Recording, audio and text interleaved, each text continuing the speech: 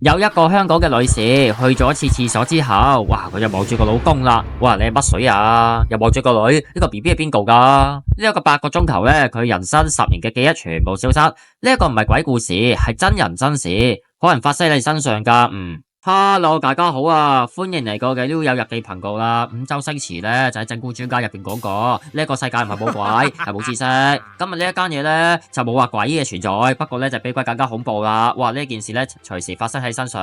咁而家同大家咧講翻呢一件事嘅背景先，我會同大家揾真相，再同大家深入分析同探究議題。咁大家 share 啦，我嘅片同埋訂閱我嘅頻道啦。咁事不宜遲，馬上開始。事件嘅主角咧係香港一位已婚嘅女士，咁因為出於私隱問題咧，咁我哋就唔可以將佢嘅年齡同身份同大家公開，咁望請大家見諒。嗱，呢件事咧喺2個星期前啦，佢一直有嚴重便秘，10日14日都冇去過戒好啊！哇，死唔死啊真係啊！14日我諗起好恐怖啦，咁月經1個月啫，咁14日咁屙屎喎，仲係講緊吓，咁直到咧事發當日，佢終於忍唔住，咁入去廁所深呼吸，然後咧就係用晒全力啦！哎呀，佢以為叫 Uber 幫手啊！咁結果件事真係解決咗啦，不過係解決咗佢身體上嘅一個問題啫。但係企起身嗰下咧，哇！成個世界發生咩事啊？係咪時空倒流啊？佢望下周圍，哇！邊個嚟㗎？又望下廁所，哇！自己乜水啊？又出翻去啦！哇！問個老公話：你冇事啊嘛？跟住望住個老公啊！哇！咩事啊你？邊個啊你？而家嘛？如是者啦，個老婆咧就好唔對路啦，咁個老公咧即刻搞999，然後咧就 call 泊車送院。咁入去急症室咧，咁醫生問佢啦：喂，你係邊個？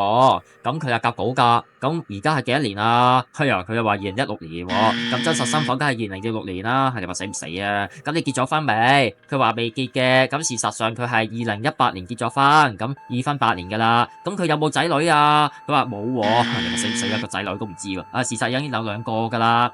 咁整整10年嘅記憶咧，就好似冇發生過。今日以為自己中咗降頭咧。嗱，咁到呢個位咧係有2個解釋，咁同大家講下先。第一，民間傳說。嗱，咁好多人都認為啦，咁廁所係一個陰氣最重嘅地方，通常都發生唔好嘅事噶啦。尤其是你動力多個3魂7魄，可能係到處體外啦。咁尤其是最弱嗰幾魂咧，就翻唔到嚟噶啦。嗱，咁呢啦。醫學解釋，咁99% 嘅香港人都未聽過呢個病，咁唔緊要啦，咁之後先要再講啦，買關子先啦呢個吓，咁邊個最真啊？我哋再睇落去先啦吓。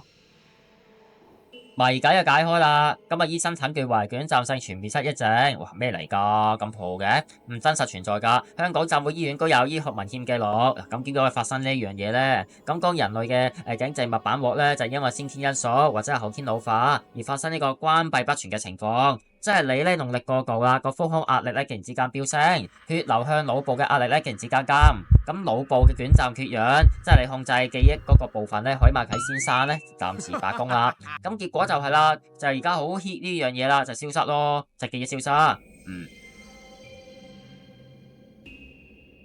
哎呀，唔好意思啊，先同大家講下邊個會中招先。咁有以下嘅人士咧最高危噶。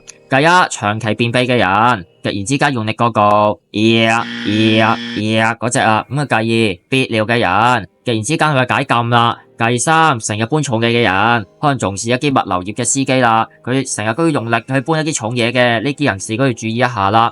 第四，精神壓力大嘅人，其實香港嘅好多人都係因為工作啊、生活啊、房租啊之類咧，就有一個即係壓力嘅，咁呢啲人都要注意一下。咁第五啦，50歲以上嘅人，高發族群啊，咁呢啲又留意一下。咁中咗之後點算啊？咁好消息就係呢一個病咧，其實就唔係好耐嘅啫，短暫性嘅咋，8至24個鐘頭咧就會自然康復，而且咧就唔使食藥，又冇後遺症，都唔會影響你個智商噶。咁壞消息，你康復之後咧，你失憶嗰陣時發生咩事啊？喂，你做咩事啊？死啊！做咗咩啊？咁美好嘅回憶可能都冇咗咯。咁喂，你話失憶啊，忘記啊嘛？人哋忘記咗就忘記咗啦，咁啊。呢件事咧無獨有偶，絕對唔係孤例。嗱，咁有2間嘢嘅。2023年嘅台灣彰化，52歲嘅劉先生咧內急，因為人有3急啊嘛，咁啊去廁所，佢用力過度，3個鐘頭咧失憶，咁問個屋企人啦，咁我喺邊？跟住哎呀真係死啦，真係見，咁啊再做幾年啦，因為英國一名嘅男子搬鋼琴，瞬間失憶6個鐘頭，真係後悔買鋼琴啊！佢以為自己Iron Man，係啊，咁呢啲共通點全部都係用力過度。咁唔分你係咪男女老幼，全部都會中㗎，小心一下啦。咁講翻我一啲嘅睇法先。嗱，咁點解呢一間新聞咁爆咧、咁 hit 咧？咁我覺得有三種嘅原因。第一，佢嘅反差感太強啦。咁全世界都係有屙屎屙尿啫，咁邊個唔屙屎㗎？係咪？最敏感嘅事嚇，居然會引發咁戲劇性嘅後果，你話死唔死啊？嚇，咁啊，繼而共鳴感係好高嘅，99%嘅都試過便秘，99%嘅人都係用力過度，人有三急啊嘛，跟住嗱聲屙鬼晒佢啦，咁啊又要工作又做其他嘢，咁人都諗下死啦，今日會輪到我啊咁樣啊。第三教育價值，咁啊呢一個病咧係真實存在，而99%係全地球嗰隻啦，嗰個係唔知㗎，咁好正常。嗱，咁周星馳咧喺《戒律白探007》入邊講過，你有冇諗過你會死啊？我換先，有冇諗過你會失憶啊？冇，但係風險咧就有嘅。咁我自己都係咁睇啦。呢一件事最細思極好嘅地方就係啦，佢唔係話佢失憶咗幾多年記憶，咁啊會回過神之後咧，今日佢可能去日本，可能咧有美好嘅事全部都記得晒啦，又或者今日冇親切添，哎呀食咗咩啊？唔記得咗。10年嘅人生咧，或者最美好嘅回憶蒸發咗8個鐘頭，咁佢發生過咩都唔知，真係好恐怖啊！呢件事高下。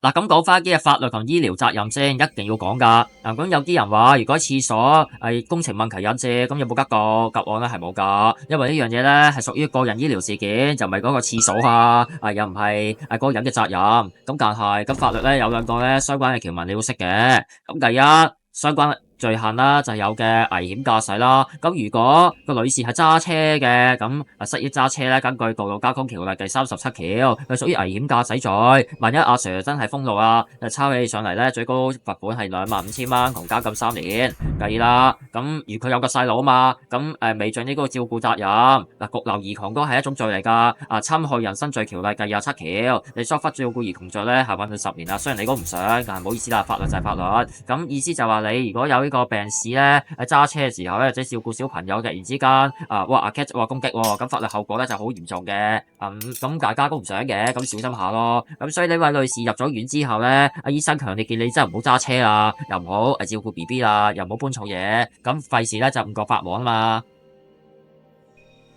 呢一個補充先，第一，安全提醒，如果你真係長期便秘，咁5日6日已經係長期㗎啦，你真係唔好夾硬忍啦，要睇下家庭醫生。第二，飲多啲水啦，食幾啲菜啦，唔好成日食肉啦，咁做啲運動啦。咁第三啦，如果真係出現失憶症狀，唔該唔好諱疾忌醫，你打下999就 call 白車入醫院啦。就係嗱，咁佢呢個嘅復發率咧係3至25%，你要同醫生 follow 一下。咁假以下嘅熱線啦，如果真係有需要嘅。